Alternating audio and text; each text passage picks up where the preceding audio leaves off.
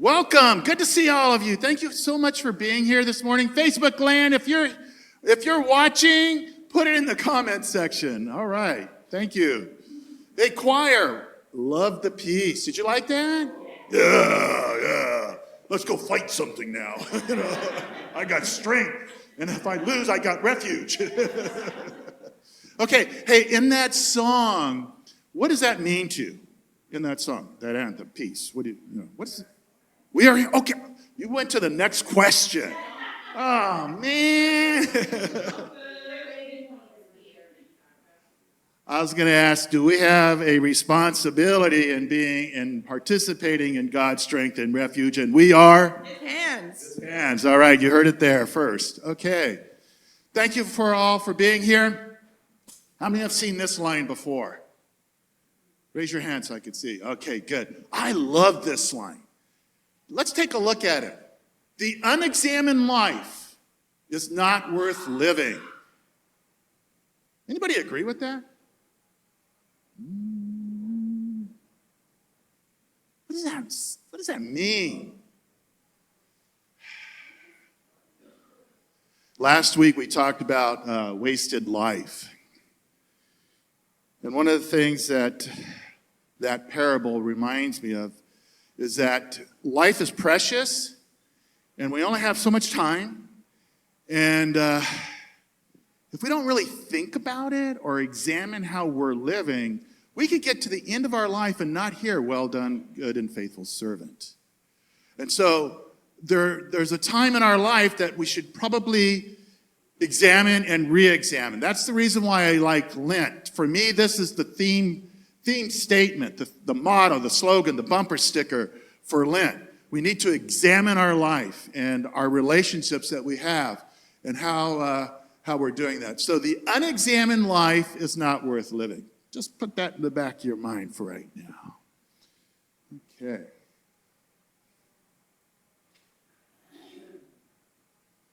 This is our question for this morning. What is a good person?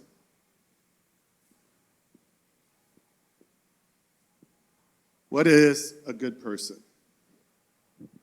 Anybody? What is a good person? If you saw somebody and there's someone standing right there next to you, you go, that person over there? They're a good person. What's running through your mind? When you hear that, what's running through your mind? When you say that, what's running through your mind? What is a good person? What does it take to be a good person? Helps others. I would like to quote the great theologian Jane Casey from Upper Room. Do our part. Do our part. Okay? I'm just going to write that down.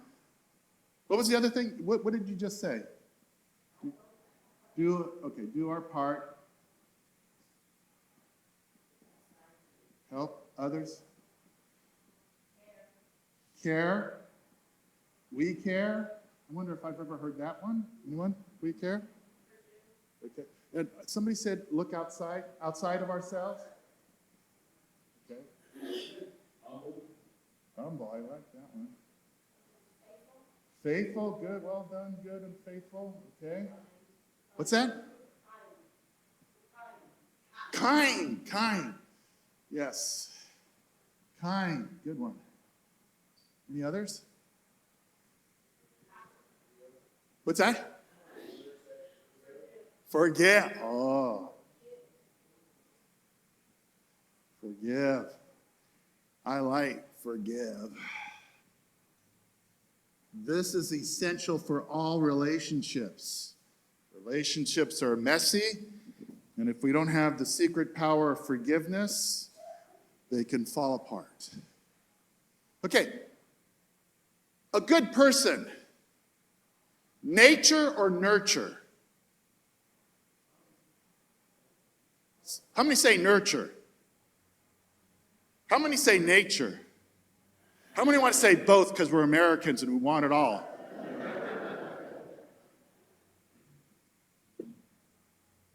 Just got to put this right over here so we don't forget it. One more question.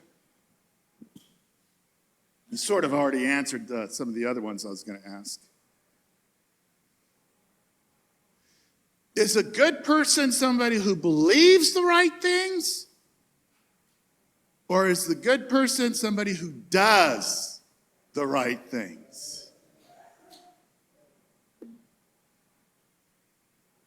I'm going to put the word that we've been using, doers. All right. All right.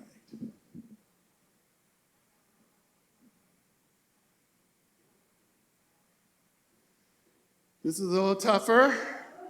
It's a little tougher now.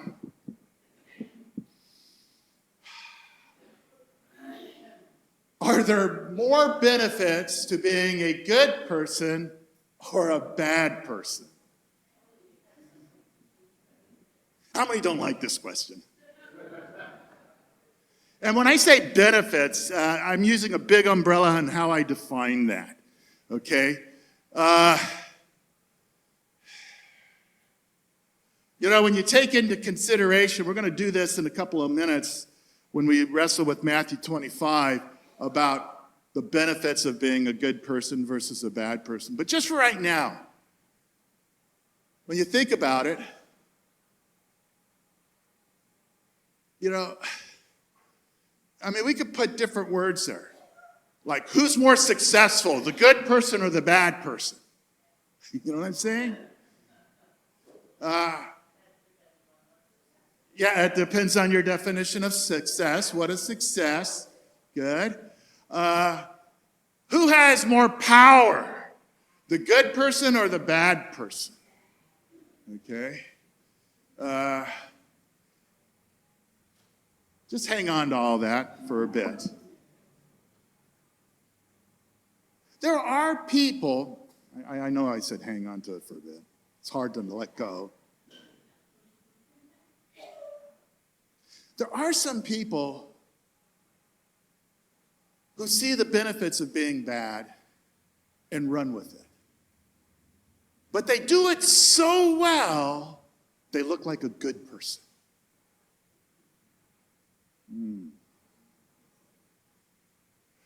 Would you rather have the appearance of being a good person, but in actuality being a bad person, or the reverse? Would you rather have the appearance of being a bad person, but in actuality are a good person? Who hates this question? I know I'm not supposed to use the word hate. Who dislikes this question? Think about that. And what does your answer say about you? Oh, the unexamined life? What does your answer say when you look at this and you're forced to make a decision on that? Because see, I believe all of us have been placed in that situation. Hasn't there been a moment in your life where you're going, if I do the right thing here, I'm not going to like the consequences. But if I do the wrong thing, I'm going to really enjoy the consequences. And I'm not just talking April 15th. Okay, don't raise your hand. Because we'll take a picture and know and use it for future reference. Think about that. Or, are you aware of certain people who have the wonderful appearance of being a good person and are really good at being having the appearance, but in actuality, they're not good?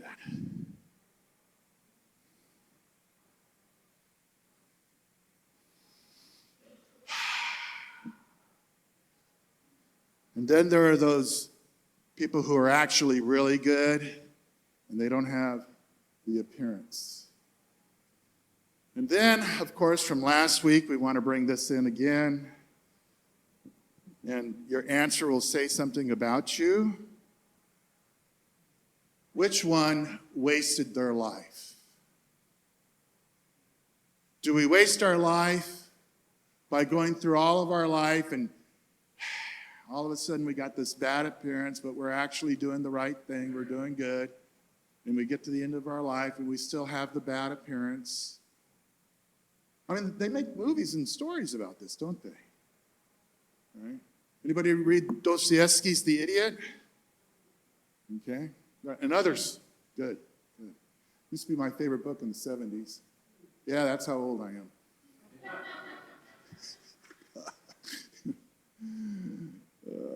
Okay, we're in Matthew 25. And if someone was to say, I only want to read one chapter in the Bible about the final exam, you know, how you're judged, I would have to point them to this chapter. I don't know of any other place in the Bible that I would say is more important if you're looking and thinking about and wanting to focus on the end, in a sense, the final judgment. I call it the final exam, than Matthew 25. I'm not really into like final judgments and judgment day and all that, but I figure from time to time we have to talk about it because, you know, it's kind of embarrassing if you're a pastor and someone in your church is talking to somebody else and they go, I've never heard about the final judgment.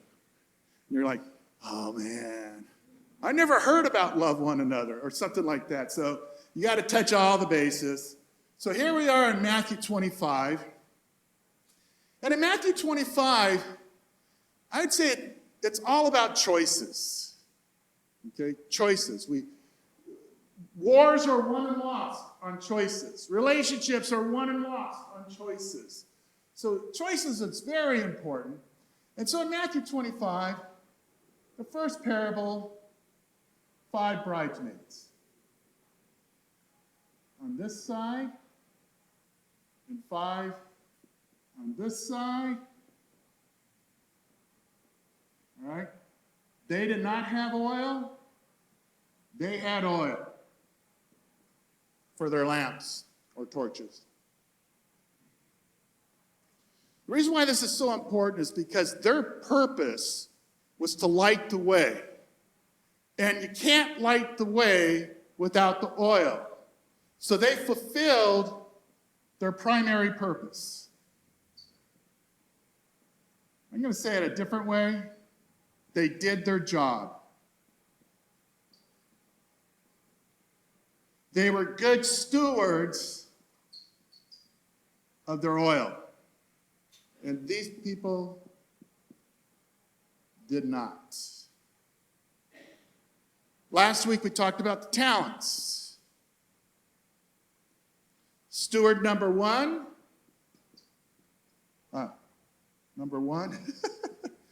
and number 2 did their job.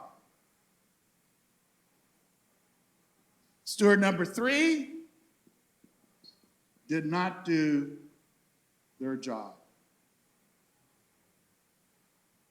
And now it's time for the sheep and goats. How many sermons have you heard on the sheep and goats? And you've all heard them, right?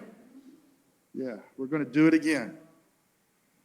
But before we do, I want to remind us of how the Sermon on the Mount ended. We spent 2.5 months on it. And the last thing we saw in the Sermon on the Mount was if you put them into practice, if you are doers of the words that Jesus said, you built on the rock. All right? And if you didn't, non-doers, you built on sand. It's not looking very good, is it? So let's take a look here and talk about Matthew 25. What do you know about Matthew 25? You've all heard lots of sermons on it. Just shout it out what you know.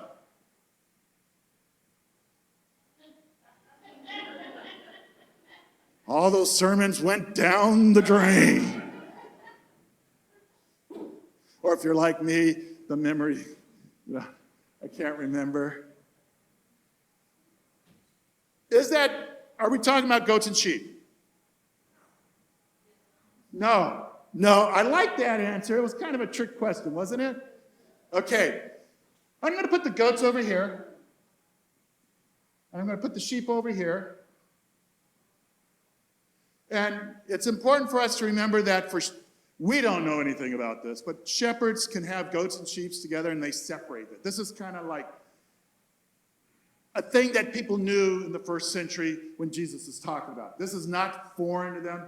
People separate sheep and goats. You know, we probably have some kind of thing we separate that we do it on a daily basis. That's what they do on a daily basis.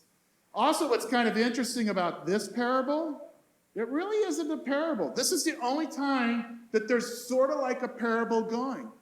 After that, everything else isn't, in a sense. And so what do we find? What's happening in this parable? Anybody remember? We just heard it read. I was hungry. Anybody hungry right now? You will, because this sermon is 2.5 hours long. I was what? What else am I? Thirsty. Okay, what else am I? Naked. Sick and in prison. All right. All right. I just want to see what the next slide is before I say something. Okay, not yet. Okay, good.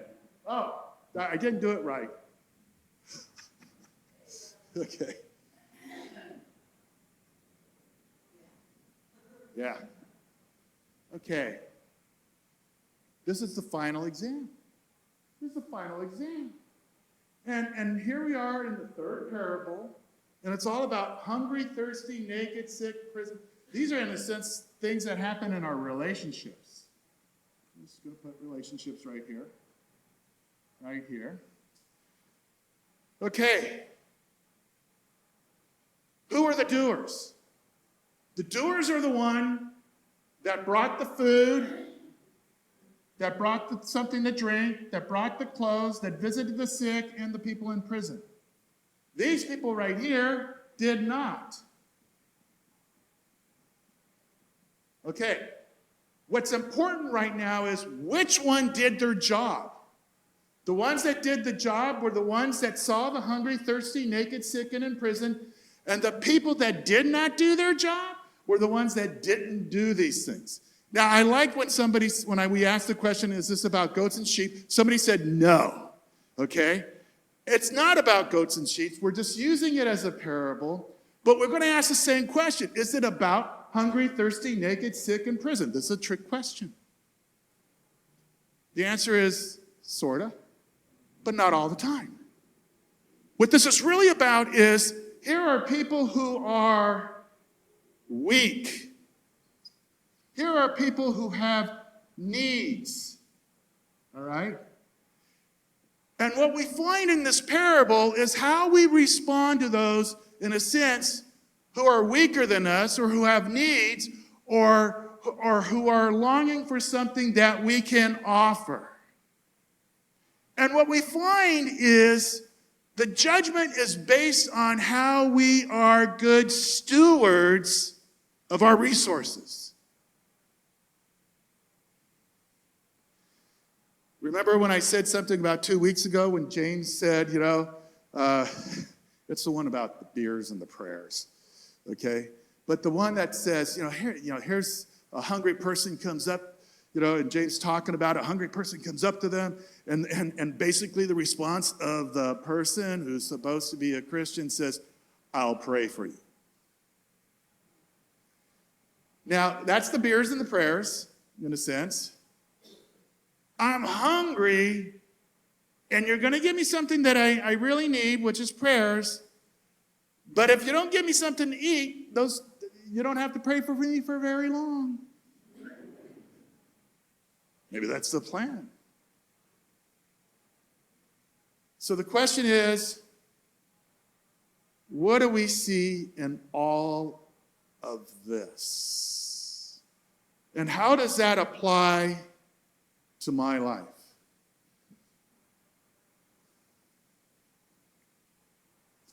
This passage that we're wrestling with in Matthew near the end or in the middle of it, I guess I should say. It says, then the righteous will answer him, Lord, when did we see you hungry and feed you, or thirsty and give you something to drink? When did we see you a stranger and invite you in, or needing clothes and clothe you? When did we see you sick or in prison and go and visit you? The word there for righteous is a Greek word. And that Greek word can be translated as righteousness or justice. Whenever the Greeks talk about justice, they're talking about this Greek word righteous. Another way of looking at this word is right and just. Now, both of those words, when we use them in sentences, we don't think of righteousness and justice. We just say, I'll be there in just a minute. Or do I turn right? That's not the right and just here. The right here is doing the right thing. Righteousness is doing the right thing. Justice is doing the right thing. Anybody ever read The Republic by Plato? Okay. If you're in a philosophy class, most teachers will say something like this: the greatest philosophical writing of all time is Plato's Republic. Okay? Or they might say the greatest political treatise of all time is the Republic, if you're in a political science class. Now, the Republic is it's like, you can't read, it takes a couple hours to read it. It's not a short thing to read. But if I was going to summarize what Plato is saying, the one that said the unexamined life, when he talked, if you went to Wikipedia and you said, where should I read to find out what justice is? I'd be surprised if it didn't mention The Republic by Plato. Because that's the question. What is justice that Plato wrestles with, or Socrates? If I was going to summarize it in one sentence, that one sentence is, do your job. If I was going to summarize the Sermon on the Mount, if I was going to summarize Matthew 25, our final exam, and I was going to summarize it in kind of like English, I would say it's do your job. The bridesmaid, their job was to be a light. That was their primary purpose. And when they didn't do what was required to do their job, like have some oil, they failed at their job. The stewards were given a job by the master to go and take this, either the 5, the 2, or the 1, and do something with that. The 2 that did their job, well done, good and faithful servant. The one that didn't do their job, well, you know the story. In this story, it becomes even more evident that we are called to do our job. What is justice? What is righteousness? Righteousness is doing our job. What that really means is we have been, let's use the word talents, been given talents. 5, 2, or 1. And God is calling us to use those talents to do our job, to be good stewards of those talents to do our job. I love the history of Burbank first. You know why? Because you did your job. And you're still doing your job, okay? And we could use many different examples. The easiest one is Hala. But you're also, this is what I really like, and this is really important now. You don't only do your job here in this building. Or you don't only do your job as an official thing of Burbank First. You do your job when you're out in the community, like that pancake breakfast. That's YMCA. Where's Carolyn English? She's not here. Okay. Carolyn! Okay. She's here? Well, I'm not here. She's a member of Burbank First. But she's also doing her job with her skills and talents with YMCA. Who's involved in the gala that's coming up? You're involved in the gala, aren't you? You're doing your job. You're using some of the skills to make this community better by getting involved, not just in churchy things, but you're doing your job and being the church wherever you find yourselves. Rose Parade floats or other things like that. Give me some examples, because I haven't been here long enough, but I know you're doing stuff. What else are you guys doing? What's that? Holiday baskets. Good. What else? Clothes collection. What else? Foster kids. That's a big one. Cards to the homebound. That's important. What's that? Hygiene kits. But you're also doing your job in other things that aren't Burbank First. You're going to be driving home today and you're going to go, oh, I wish I would have said that. Wish I would have said that. Righteousness, justice, doing your job. Goats are not doing their job.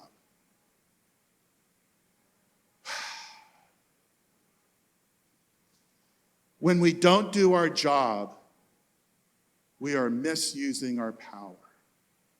We are misusing our resources. We are not being good stewards of what God has given us. This is kind of, when I look at this list here, someone said it from over there, is a good person is looking outside of ourselves. This is looking outside of ourselves. I'm going to start from the bottom.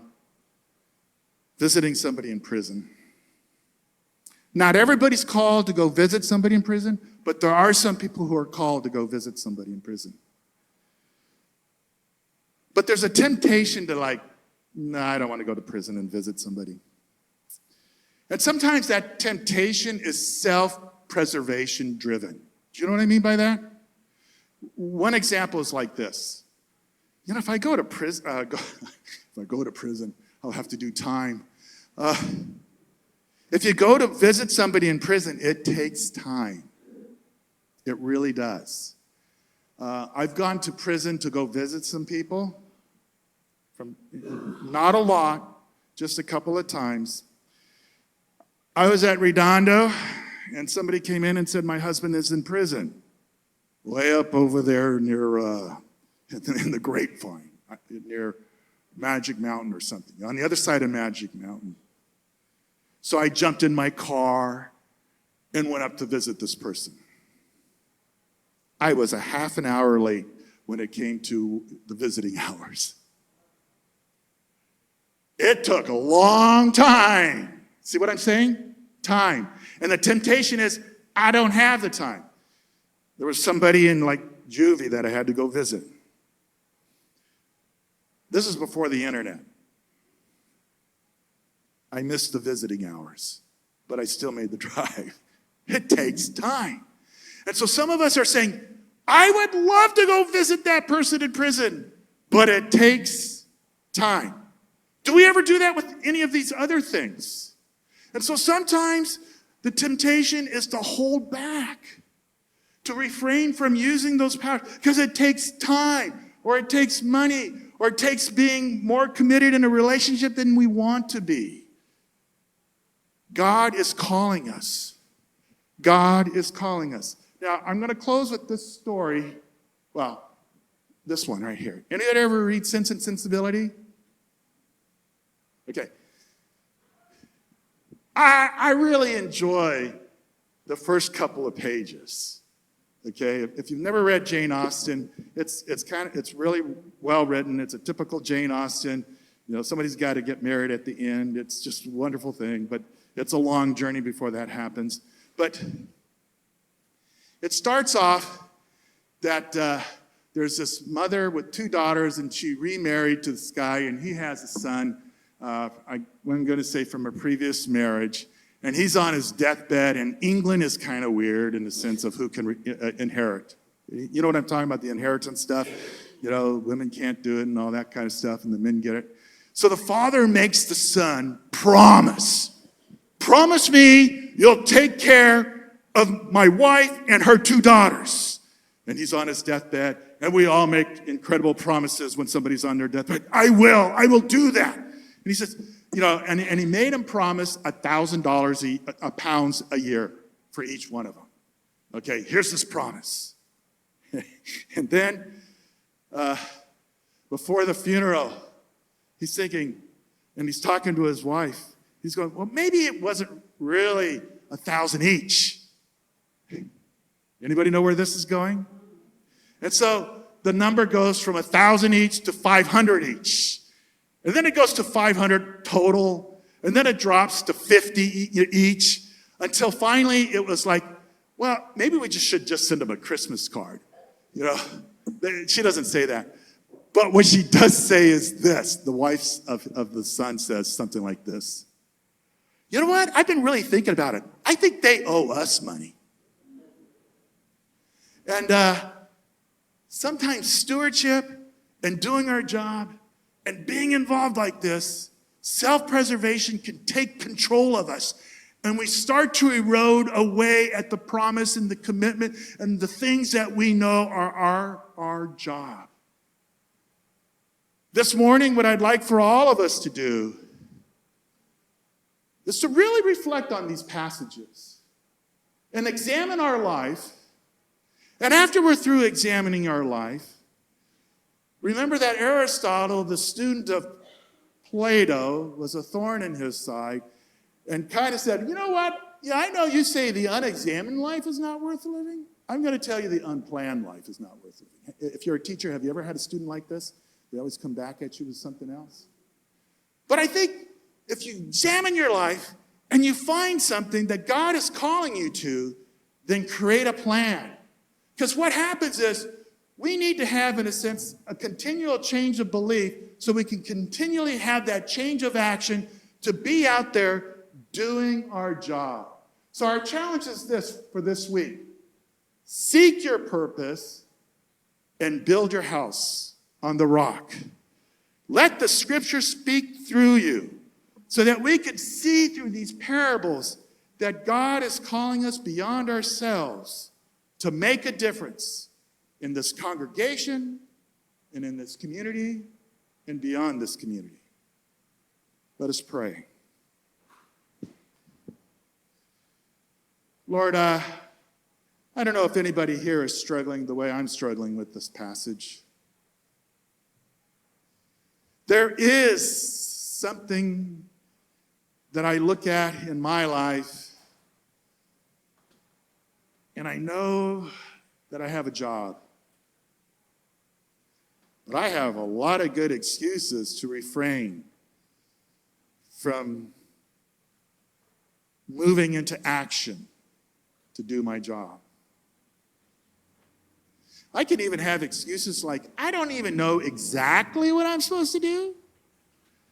And since I don't know exactly what I know in general what I'm supposed to do, but not exactly, I'm just going to sit here until I know exactly what I'm called to do. Lord, wake me up. Open my eyes. Help me to know where I can make a difference in the things that you have given me. Seeking out those opportunities and saying yes. I ask this in Jesus' name. Amen.